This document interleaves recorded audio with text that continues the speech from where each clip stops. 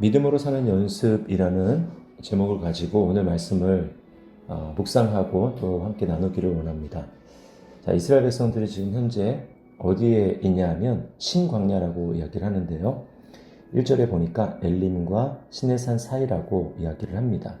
자, 시간은 어느 정도 경과했느냐 하면 애굽에서 나온 지 둘째 달 보름 정도 됐습니다. 그러니까 한 달하고 보름, 즉 45일 정도 시간이 경과한 거예요. 자, 이스라엘 백성들이 모세와 아론을 원망합니다. 자, 원망하는 이유는 3절 말씀에 보니까 애굽 때와 지금을 비교하는 것이죠. 옛날에는 고기와 떡을 배불리 먹었다라는 것입니다. 근데 지금은 어디입니까? 광야죠. 고기는 고사하고 떡도 없는 것입니다. 출애굽할 때 챙겨왔던 양식이 다 떨어진 것이죠. 자, 그런데 이 원망하고 불평하는 것을 하나님이 들으셨다고 얘기하고 하나님이 거기에 대해서 기뻐하지 않으신다고 이야기를 합니다. 왜 그럴까요? 그것은 우리가 원망하거나 불평하게 될 때 그것은 단지 사람에게 한 것이 아니라 하나님에게 한 것이기 때문이에요. 하나님을 생각하고 한 것이 아니라 할지라도 환경과 사람에 대해서 원망을 하면, 불평을 하면 그것은 하나님께 한 것과 마찬가지입니다. 딱 예외는 기도할 때를 제외하고는 하나님은 그 원망과 불평을 하나님께 대해서 한 것으로 생각하십니다. 자, 오늘 그것을 모세와 아론이 보여주죠. 뭐라고 이야기합니까? 특별히 계속 반복되고 있지만 8절 중간쯤부터 보시면 이렇게 얘기합니다. 이는 여호와께서 자기를 향하여 너희가 원망하는 그 말을 들으셨음이라. 우리가 누구냐? 너희의 원망은 우리를 향하여 함이 아니요 여호와를 향하여 함이로다. 이렇게 이야기를 하고 있어요. 여러분, 우리가 원망하게 될 때 그것은 불신의 표현인 것입니다. 내가 하나님을 믿지 않는다라고 하는 표현인 것이죠. 그것은 자신에게도 그렇고 주변에도 좋지 못한 악영향을 끼치게 됩니다. 자신에게는 어떤 영향을 끼칠까요? 좋지 않은 습관으로 자리 잡게 됩니다. 좋은 습관, 예를 들면 찬송하고 감사하는 습관은 너무 오래 걸리는데 반해서 나쁜 습관은 매우 빨리 나의 성격으로 자리 잡게 됩니다. 공동체는 또 어떤 악영향을 미칠까요? 이것은 굉장히 빠른 속도로 공동체 전체에 퍼지게 되어 있습니다. 그래서 결국 나중에 살펴보겠지만 이스라엘 백성이 가나안 땅에 들어가지 못하는 이유가 결국은 이 원망과 불평 때문입니다. 이 말이 전체로 다 퍼져서 다 불신의 말을 입에 쏟아내고 그래서 결국은 하나님이 그들의 말을 듣고 가나안 땅으로 그들을 인도한 것이 아니라 광야에서 다 망한 것입니다. 그러므로 여러분, 구원받은 성도가 이 땅을 살아가면서 여러분, 우리가 훈련해야 될 최종 바뀌어야 될 목표는 뭐냐면 바로 우리의 말입니다. 언어입니다. 하나님 없이 살아가는 사람들은 원망, 불평, 짜증, 탓 이런 것들을 하죠. 또 입에서는 끊임없이 독설이 나와서 그것들로 사람들을 죽인다고 합니다. 그래서 야고보 사도는 우리의 작은 혀가 우리의 인생을 불살라 버릴 수 있고 또 그렇기 때문에 그것을 지옥불에서 나온다라고까지 이야기를 했습니다. 이스라엘 백성들은 애굽에 살면서 이 말들에 영향을 받은 거예요. 그들도 모르게 그 안 좋은 말, 원망, 불평 이것이 그들에게 자리 잡은 것입니다. 하나님은 광야 생활 또 우리의 천국 가는 그 삶까지의 우리의 시간들을 통해서 우리 안에 있는 이 잘못된 말들을 하나님은 바꾸기를 원하십니다. 우리가 해야 될 말들은 하나님께 어떤 말들일까요? 기뻐하고 감사하는 것입니다. 또 찬송하는 것입니다. 항상 기뻐하라, 범사에 감사하라. 또 히브리서 13장 15절에는 예수로 말미암아 항상 찬송의 제사를 하나님께 드리자 이렇게 말씀을 합니다. 구원받은 성도의 마음에는 성령님이 계십니다. 그래서 뭐라고 합니까? 성전이라고 하죠. 성전에서는 하나님에 대한 찬송과 감사가 울려 퍼져야 하는 것은 너무나 당연한 것입니다. 우리 안에 예수를 믿음으로 우리 안에 거하시는 그 하나님은, 성령님은 우리를 떠나지 아니하시고 우리와 영원히 천국 가는 그날까지 함께 하신다고 말씀을 하세요. 어떻게 우리가 성령님을 모시게 되었습니까? 어떻게 우리가 성전이 되었습니까? 하나님이 자기 아들 독생자의 생명을 희생하면서 우리를 그렇게 사랑하시고, 그래서 우리 안에 우리를 성전으로 삼으시고 하나님이 우리를 떠나지 않으신다라고 말씀하는 것 아닙니까? 네, 이것을 기억해야 됩니다. 그렇다면 우리는 날마다 믿음으로 사는 연습을 해야 되는 것이죠. 히브리서 13장 5절 말씀에 이런 말씀이 있습니다. 돈을 사랑하지 말고 있는 바를 족한 줄로 알라. 그가 친히 말씀하시기를 내가 너희를 떠나지 아니하고 너희를 버리지 아니하리라 하셨느니라. 여러분, 우리는 하나님이야말로 가장 안전한 우리의 보장이라는 사실을 기억해야 합니다. 그래서 하나님이 우리 인생 가운데 매일매일의 삶 가운데 여러 가지 사건과 또 환경들을 통해서 하나님이 원하시는 것은 하나님이 어떤 분이신지를 알기를 원하는 거예요. 하나님이 얼마나 우리의 삶을 안전하고 놀랍게 인도하고 계시는지를 알라는 것입니다. 12절 말씀에 이렇게 얘기하죠. 내가 여호와 너희의 하나님인 줄 알리라 하라. 하나님이 간절히 원하시는 것입니다. 너희가 제발 내가 어떤 존재를 알기를 바란다. 너희는 내가 어떤 존재인지를 믿기를 바란다. 그것을 경험하기를 원한다. 그래서 오늘보다는 내일, 내일보다는 그 다음 날 나를 향한 더 강력한 믿음을 가지고 이 세상을 승리하며 살기를 내가 원한다 라고 하는 것이죠. 여러분, 하나님이 우리 인생을 이 땅에 허락하신 이유가 바로 이것입니다. 하나님을 경험하라고.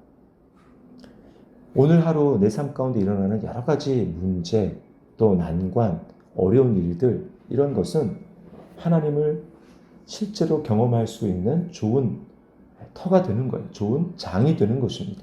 그러므로 그걸 낭비하면 안 돼요. 원망과 불평으로 낭비하면 안 됩니다. 믿음으로 살아내야 하는 거예요. 그래서 하나님을 경험해야 하는 것입니다. 믿음으로 살지 않는 날은 흘러가는 세월일 뿐입니다. 그러한 삶은 70년을 살든 100년을 살든 그냥 허비하는 거예요. 그 인생을 지난 다음에 하나님에 대해서 하나님은 이런 분이다 라고 자신 있게 말할 것이 없습니다. 여러분, 얼마나 안타깝습니까? 얼마나 비참한 삶입니까? 하나님은 내 삶이 하루하루 삶이 쌓여서 그것이 믿음의 경력으로 쌓이고 하나님을 경험하기를 바라고, 그래서 그것이 앞으로 내딛는 나의 발걸음이 힘찬 발걸음이 되기를 바라시는 것입니다. 안타깝게도 이스라엘 백성들은 그 시간, 하나님이 보여주신 놀라운 하나님 자신이 어떤 분이신지를 알 수 있는 그 시간들이 그들의 믿음의 경력으로, 하나님을 경험한 것이 그들의 믿음으로 나타나지 못했습니다. 이게 참 안타까운 것이죠. 아마 수개월 걸렸을지 몰라요. 하나님이 모세를 통해서 10가지 재앙을 보여주지 않습니까? 그 얼마나 놀라운 하나님을 그들이 봤습니까? 또 홍해를 가르는 하나님, 그 홍해 사건을 통해서 그들은 놀라운 구원의 하나님을 보았습니다. 또 바로 우리가 어제 살펴본 이 마라, 쓴물이 단물로 바뀌는 이 사건을 그들이 경험을 했죠. 그럼에도 불구하고 그들은 이 하나님을 그 경험한 것이 그들의 믿음의 습관으로 자리 잡지 못했습니다. 이게 참 안타까운 것이죠. 여러분, 오늘 우리가 하루를 살아가게 될 때 우리가 어떻게 믿음으로 살아갈 수 있을까요? 오늘 16절 말씀에 하나님은 만나와 메추라기에 대해서 이스라엘 백성들에게 이렇게 이야기를 하시죠. 16절에 여호와께서 이같이 명령하시기를 너희 각 사람은 먹을 만큼만 이것을 거둘지니 라고 이야기를 합니다. 그리고 그 먹을 만큼이 얼마입니까? 한 오멜씩 거두되, 한 21리터, 예전에 있는 그 석유통, 기름통 한 통 정도가 되는 것입니다. 그리고 또 뭐라고 말씀하시냐면 19절에 보면 아침까지 그것을 남겨두지 말라. 특별히 이 만나에 대해서 그렇게 말씀하는 것이죠. 무슨 뜻입니까? 쌓아둔 것을 믿지 말고 나를 믿으라는 것입니다. 자꾸 쌓아두려고, 이 땅에 쌓아두려고 하고, 그 쌓아둔 것을 믿으려고 하지 말고 그것을 있게 한 나를 믿어라, 나를 의지해라 라고 말씀하는 거예요. 여러분, 오늘날 우리가 얼마만큼이 먹을 만큼일까요? 바울 사도는 먹고 마실 것이 있은즉 족한 줄로 알라 라고 이야기를 합니다. 또 사람마다 여기에 대해서 나한테는 이만큼이 먹을 것이다, 이만큼이 마실 만한 양이다 라고 이제 욕심을 부려서 다 사람마다 다를 수 있습니다. 여러분, 우리가 어떻게 먹고 마실 것이 있은즉 족한 줄로 알라, 거기에 빠지지 않고 또 이 땅에 쌓아두지 않고 하나님을 의지하며 살아갈 수 있습니까? 그것은 바로 내가 나그네라는 사실을 기억하는 거예요. 지금 이 땅을 살아가는 삶이 순례자라는 것을 기억하는 것입니다. 여기가 나의 최종 목적지가 아니라는 것을 기억해야 합니다. 여러분, 지금 이스라엘 백성들을 보세요. 그들의 목적지가 여기입니까? 광야입니까? 아니죠. 여기는 지금 거쳐 지나가는 것입니다. 그들의 목적지는 가나안 땅에 있어요. 우리의 목적지는 영원한 하나님의 나라, 천국에 있습니다. 그때에 이 사실을 기억하게 될 때 우리는 쌓아둔 것을 의지하지 않고 오늘도 나와 함께 하시는 그 하나님을 의지하며 살아갈 수가 있는 것입니다. 하나님이 내 삶 가운데 가장 든든한 보험이라는 사실을 기억해야 합니다. 왜요? 아까도 히브리서 13장 5절 말씀드렸지만 하나님 왜 우리에게 돈을 사랑하지 말고 있는 바를 족한 줄로 알라고 말씀합니까? 그 다음 말씀이 내가 너희를 떠나지 아니하고 너희를 버리지 아니하리라. 하나님 우리에게 이렇게 약속하고 계시기 때문이에요. 우리 하나님이 우리와 함께 하신다. 이것보다 더 강력한 보장이 어디에 있습니까? 이것보다 더 안전한 보험이 어디에 있습니까? 세상의 보험을 들어보십시오. 보험회사가 망하기도 합니다. 또 연금을 들었는데 그 연금이 혜택이 갈수록 줄어들기도 합니다. 재정 상황에 따라서 다를 수가 있는 것이죠. 그러나 전능하신 하나님은 그렇지 않습니다. 하나님은 우리 삶을 보호하시고 지키세요. 그래서 우리에게 보내주신 분이 바로 예수 그리스도 아닙니까? 우리가 요한복음 6장을 살펴봤지만 오병이어 사건, 그걸 통해서 주님이 뭐라고 말씀합니까? 내가 너희의 진정한 양식이다. 영원한 양식이다. 나를 먹는 자는 다시는 배가 고프지 않을 것이다. 이렇게 말씀하시죠. 여러분, 그 주님을 우리가 모시고 사는 존재로 우리 하루 어떻게 살아야 할까요? 믿음으로 사는 것입니다. 오늘 하루 믿음으로 살고 또 내일도 믿음으로 살고 그 믿음의 경험이 계속해서 쌓여서 이 땅에 우리가 나그네로 살아가는 기간 동안에 우리 하나님을 온전히 신뢰하고 믿음의 경험이 쌓이고 그래서 하나님을 더 깊이 알아가고 그래서 하루하루 원망과 불평이 아니라 믿음으로 감사와 찬송을 하나님 앞에 드릴 수 있는 우리의 삶이 될 수 있기를 예수님의 이름으로 축복합니다. 기도하겠습니다. 하나님 아버지 감사합니다. 오늘 내 삶은 하나님이 믿음으로 하나님을 경험하라고 주신 삶인 줄 믿습니다. 이스라엘 백성들은 그 믿음으로 살라고 주신 그 하루를 믿음이 아닌 원망과 불평으로 살았습니다. 그들이 겪었던 하나님에 대해서 그들은 믿음으로 적용하고 살아내기를 실패했습니다. 하나님이 어떤 분이신지를 새롭게 알 기회를 그들이 갖지 못했습니다. 그러나 오늘 우리의 삶은 그렇지 않기를 원합니다.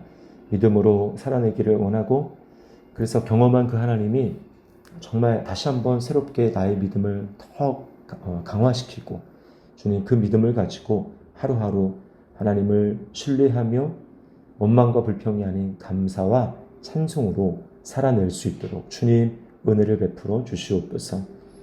진정한 양식이 되시는 예수 그리스도 그분이 내 삶 가운데 함께 하시고 떠나지 아니하심으로 주님 돈을 사랑하는 것이 아니라 예수님을 사랑하고 하나님이 내 삶 가운데 가장 든든한 안전한 보험이 되신다는 사실을 오늘도 믿음으로 고백하며 믿음으로 살아내는 한 날이 될 수 있도록 축복하여 주시옵소서. 감사드리며 예수님의 이름으로 기도드리옵나이다. 아멘. 오늘 각자의 처소에서 또 주님께 기도하고 교제함으로 하나님을 경험하시기를 바랍니다.